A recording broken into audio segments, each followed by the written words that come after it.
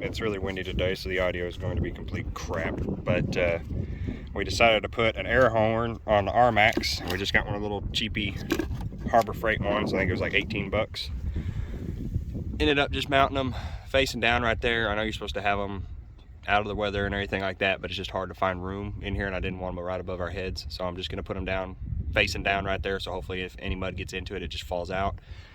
If it takes them out, well, it was 18 bucks and I'll redo it again. Find a new spot for them. Ran all the hoses and everything right down through this little slot right here. I'm just going to tuck them up here, and the hood should sit right there on top of them and not smash them too bad. For now, I just got this sitting right here because just getting everything put together. One thing I'm going to go over is, if you get this kit, it has a little switch in there. I don't know what I did with it, but just ignore that switch. It's stupid, unless you want it to sound like a clown horn. It just sits there and wonka, wonka, wonka whenever you hit the button and hit power to it.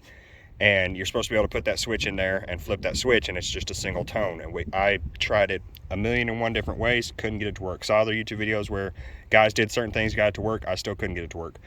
What finally made it work was, you take these 3 screws up here and the top of this housing out, you pull it up, and there's this little plate right here and this spring underneath it. Just take the stupid things completely out, put your top back on there, no problem after that. If my wife can demonstrate here, she turned it on, hit the button. There we go, there's your little train horn.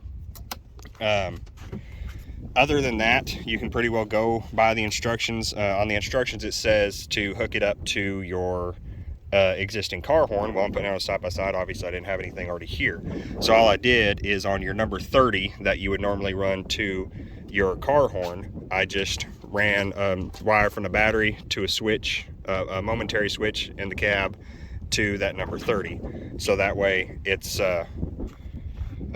just off the button. And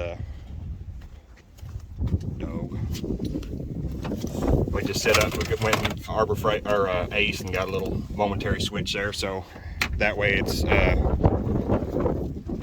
got a switch for it and everything. We don't have to try to do anything else goofy. I wired it into one of my pre-existing key-on powers, so that way I don't have to worry about it draining the battery all the time.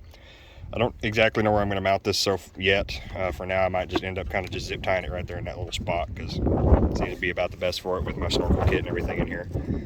Now I just got to clean it up and everything, but that's my short little video on the Harbor Freight air horns and how I hooked them up, and hope you have a great day.